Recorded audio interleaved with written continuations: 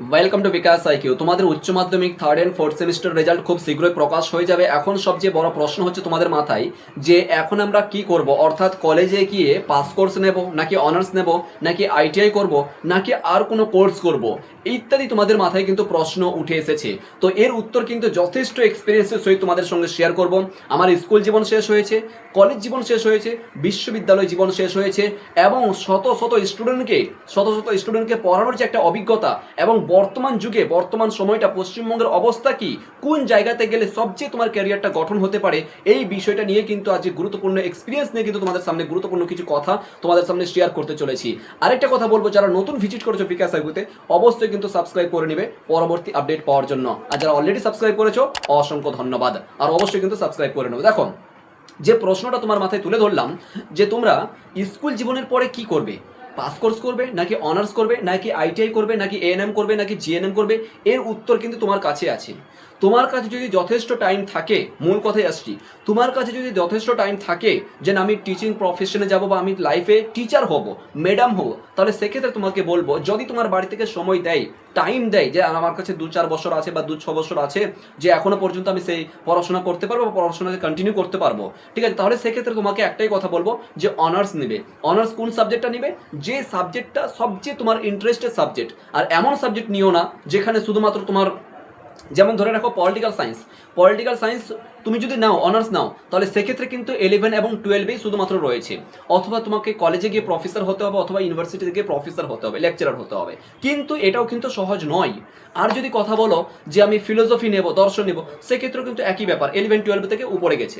Otherwise তুমি যদি নাও Bangla, English অথবা তোমার ইতিহাস, সেক্ষেত্রে কিন্তু ক্লাস 5 থেকে কিন্তু এগুলো একদম বিশ্ববিদ্যালয় পর্যন্ত এই সাবজেক্টটা রয়েছে, রাইট? মানে তুমি টিচিং প্রফেশন যদি যেতে চাও আর তোমার বাড়ি থেকে যদি পর্যাপ্ত পরিমাণ সময় দেয় যে এখন আমার ছেলে বা মেয়ে পড়াশোনা করবে বা পড়াশোনা করুক, এখন কোনো বিয়ে শাদীর চাপ নেই বা আর কোনো কিছু নেই, পরিবারগত দিক দিয়ে যথেষ্ট পরিমাণ সাপোর্ট করছে, তাহলে আমি একটাই কথা বলবো যে অবশ্যই তুমি অনার্স নেবে, 1 নম্বর কথা।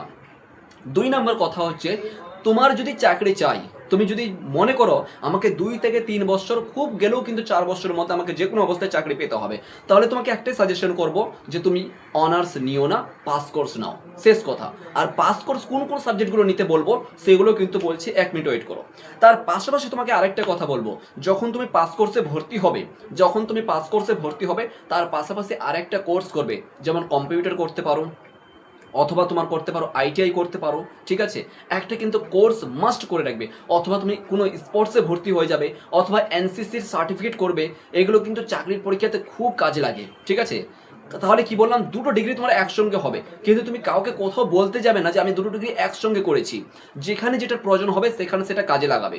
এক্সাম্পল ধরে রাখো, কোনো চাকরির পরীক্ষাতে তোমার গ্র্যাজুয়েশন লাগছে, এবার তুমি গ্র্যাজুয়েশন তুমি পাস কোর্স করো অথবা তোমার অনার্স করো, ডাজেন্ট ম্যাটার, তার পাশাপাশি কি চেয়েছে, গ্র্যাজুয়েশন প্লাস আইটিআই, তার মানে তুমি একসঙ্গে দুটো সার্টিফিকেটকে শো করাতে পারবে।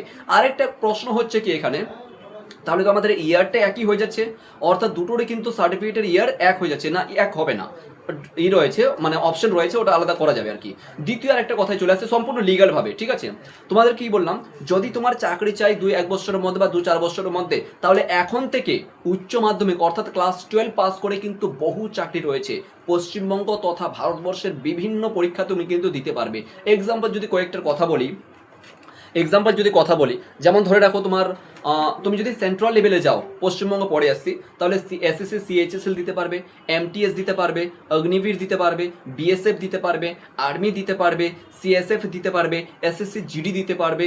এতগুলো চাকরি রয়েছে, জাস্ট একটা মানে যেগুলো চোখের সামনে মাথায় আসলো সেগুলো শর্টকাটভাবে বলে দিলাম, ঠিক আছে। এইগুলো একটা অপশন রয়েছে 1 নম্বর। 2 নম্বর কি রয়েছে, তুমি যদি স্টেটে আসো তাহলে ডাব্লিউবিপি দিতে পারবে, ডাব্লিউবিপি কনস্টেবল দিতে পারবে, তারপর KP constable, Kolkata police constable হতে পারবে, লেডি কনস্টেবল যারা মেয়েরা আছে ওরাও কিন্তু তোমরা অ্যাপ্লাই করতে পারছো, ঠিক আছে। এরপরে তোমরা পিএসসির আন্ডারে তোমার ক্লাস 12 পাস করেও কিন্তু অনেক ভ্যাকেন্সি রয়েছে। এসএসসি পাস করে বর্তমান দেখেছো SSC group C group D বেরিয়েছে আর কি।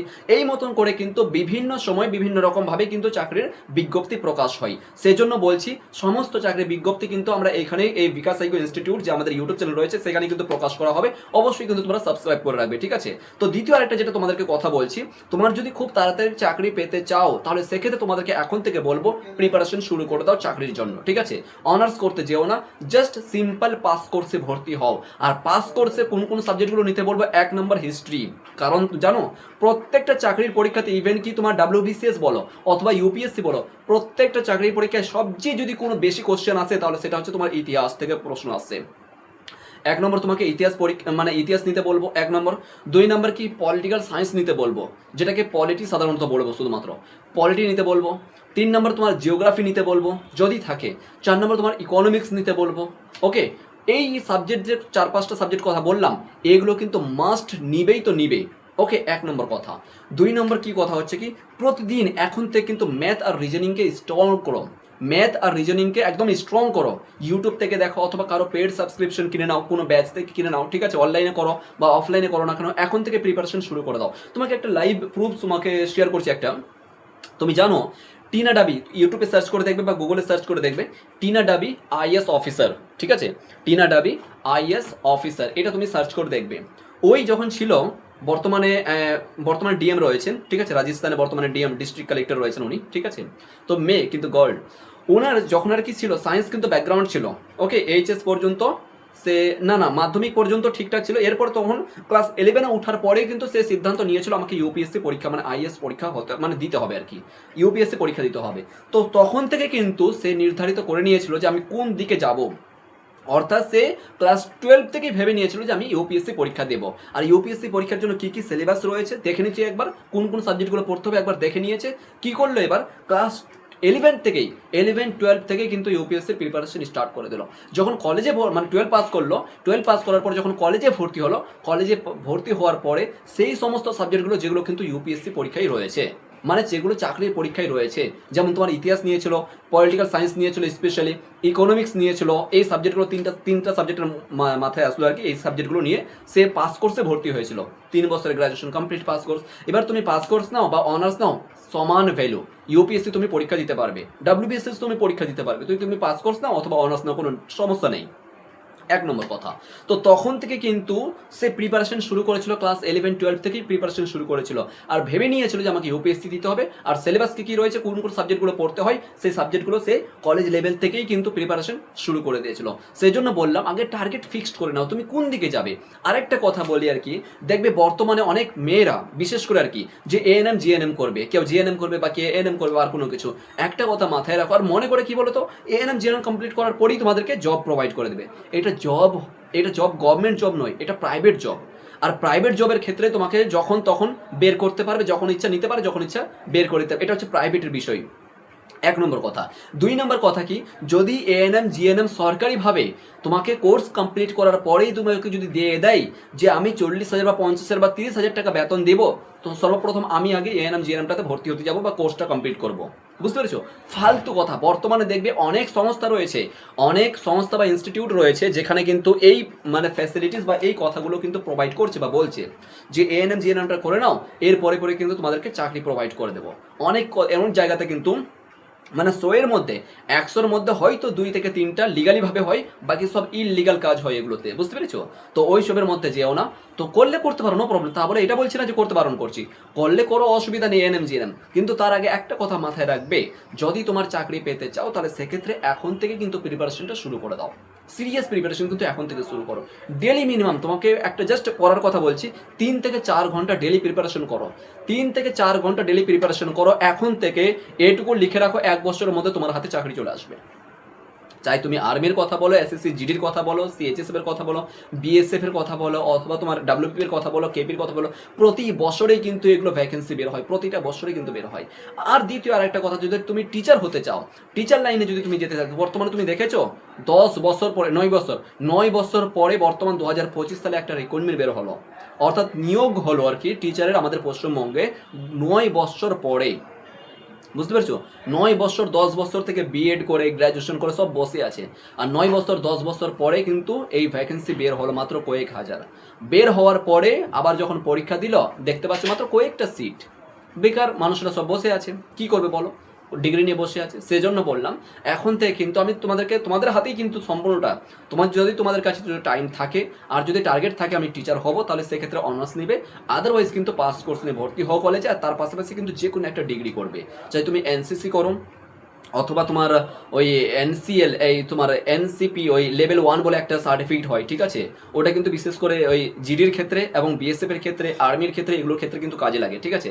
সেটা করবে ওই সামথিং 3 থেকে 3,500 মধ্যে সেই সার্টিফিকেটটা হয়ে যায়, 6 মাস বা 1 বছর ট্রেনিং দেয় ওরা, ঠিক আছে? অনলাইন অফলাইন দুটোই কিন্তু হয় সাধারণত, দেখবে ওগুলো পাওয়া যায়। আর দ্বিতীয় কথা হচ্ছে তোমার এই আইটিআই করে রাখবে, সবচেয়ে বেস্ট হবে একটা, ঠিক আছে? 3 বছরের আইটিআই হয়, 2 বছরের আইটিআই হয়, 1 বছরের হয়, ঠিক আছে? এগুলো করে রাখবে পাশাপাশিতে, খুব কাজে দেবে কিন্তু এগুলো সার্টিফিকেটগুলো কিন্তু, ঠিক আছে?